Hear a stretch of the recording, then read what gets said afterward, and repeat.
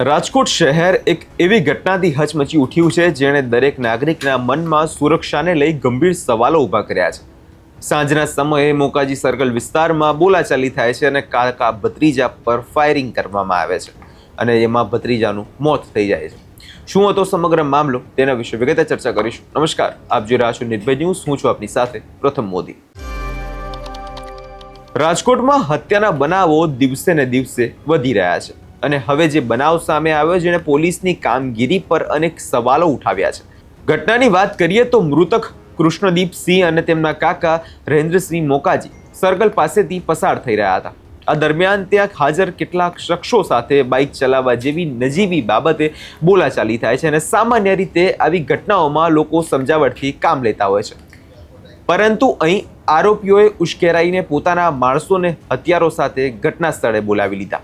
પ્રાપ્તિ માહિતી કંઈક એવી છે કે આ ઘટનામાં અંદાજે 4 રાઉન્ડ ફાયરિંગ કરવામાં આવ્યું અને આડેધડ ફાયરિંગમાં કૃષ્ણદીપસિંહ ગંભીર રીતે ઈજાગ્રસ્ત થયા અને તેમનું ઘટના સ્થળે જ મોત થયું, જ્યારે કાકા રહેન્દ્રસિંહ હાલ ગંભીર હાલતમાં હોસ્પિટલમાં છે. આ ઘટનાના બનતા જ પોલીસ તંત્રમાં જોવા જઈએ તો દોડધામ મચી ગઈ અને ક્રાઇમ બ્રાન્ચ અને તાલુકા પોલીસનો મોટો કાફલો જે છે એ ઘટના સ્થળે પહોંચ્યો હતો. પ્રાથમિક તપાસમાં મવડીનગરમાં રહેતા રણજીત વાલા અને તેમના 2 પુત્રો રાજવીરસિંહ અને અભિવાલા નામના મુખ્ય આરોપી તરીકે સામે આવી રહ્યા છે. પોલીસ તપાસમાં એવું પણ સામે આવ્યું કે હત્યાકાંડમાં 7 થી 8 શખ્સોની સંડોવણી હોઈ શકે છે. હવે આ મુદ્દાને લઈ રાત્રે જ્યારે ઘટના સ્થળે પોલીસ પહોંચી હતી ત્યારે તેમનું શું કહેવું છે અને એકવાર ઘટના સ્થળના દ્રશ્યો પર એકવાર નજર કરી લઈએ. નાનામાં ગામમાં ગામતળમાં શેરી નંબર 4 માં હત્યાનો બનાવ બનેલ છે, જેમાં મરણ જનાર કૃષ્ણદેવસિંહ જાડેજા છે તેમજ 3-4 ઇસમો આવી 4 જણા આવી અને ફાયરિંગ કરી અને ઈજા પહોંચાડી અને મૃત્યુ નિપજાવેલ છે અને તેમજ એક અન્ય વ્યક્તિને પણ ઈજા પહોંચાડી છે. હાલમાં સારવાર હેઠળ ચાલુ છે. કારણ શું છે? કારણ જે મરણ જનાર છે કૃષ્ણદેવસિંહ એ ચાલીને જતા હતા, ત્યાં કોઈ જે પેલા અજાણ્યા માણસો હતા જે એની સાથે કોઈ બોલાચાલી થઈ, માણસોને બોલાચાલી થઈ પછી એ વ્યક્તિઓ એમની જોડે એના પિતાજીને હથિયાર સાથે બોલાવી અને ફાયરિંગ કરી. કેટલા round firing sir? 4 round firing કરેલ છે. આરોપી કોણ કોણ છે? આરોપી જે હાલમાં શોધખોળ ચાલુ છે, સીસીટીવી તપાસી અને લોકેશન આધારે ચાલુ છે. પ્રાથમિક નામો કયા આવેલા છે?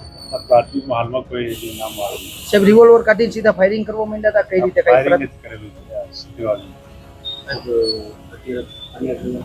હા, તો ફરિયાદ લેવાની અમારે કામ ચાલુ છે.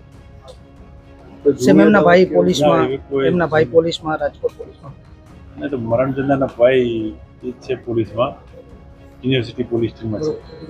Okay thank you sir.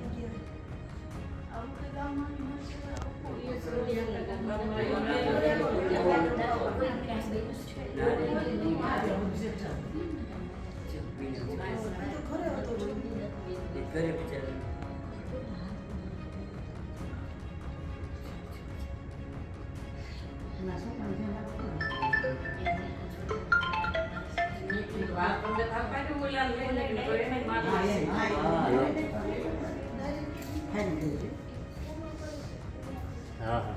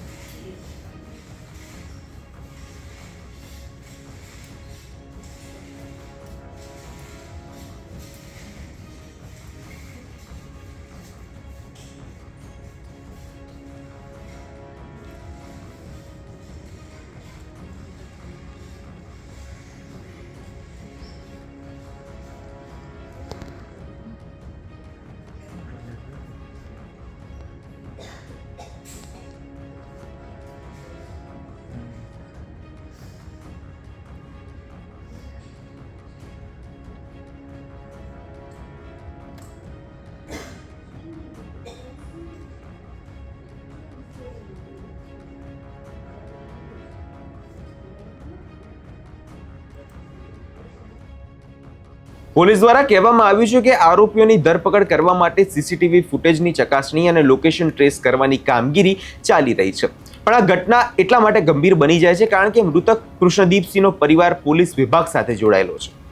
તેમના ભાઈ જીઆરડીમાં ફરજ બજાવે છે અને પરિવારના અન્ય સભ્યો પણ પોલીસ તંત્રનો જ ભાગ છે. જ્યારે પોલીસ પરિવારના સભ્યો હવે શહેરમાં સુરક્ષિત નથી ત્યારે સામાન્ય નાગરિકોના મનમાં ડર પેદા થવો તે તો સ્વાભાવિક છે. શું આ જીવ લેવો એ સામાન્ય બોલાચાલીમાં એ કોઈ રમત બની ગઈ છે? આ પ્રશ્ન અત્યારે વિચારવા જેવો એટલે છે કેમ કે થોડા સમય પહેલા જ રાજકોટના જેતપરમાંથી પણ આવો જ બનાવ સામે આવ્યો હતો. હાલમાં પોલીસે ફરિયાદ લેવાની કાર્યવાહી પૂર્ણ કરી છે અને આરોપીઓની શોધખોળ સઘન બનાવી છે. આશા એ રાખીએ કે આ કેસમાં જવાબદાર તમામ આરોપીઓને કડકમાં કડક સજા થાય અને ભવિષ્યમાં આવી ઘટનાઓનું પુનરાવર્તન ના થાય એ ચોક્કસપણે જોવાનું રહ્યું. આ વિષય પર તમારો શું અભિપ્રાય છે અમને કમેન્ટ કરી ચોક્કસથી જણાવજો અને અમારી ચેનલ નિર્ભય ન્યૂઝને લાઇક, શેર અને સબસ્ક્રાઇબ કરવાનું ભૂલશો નહીં.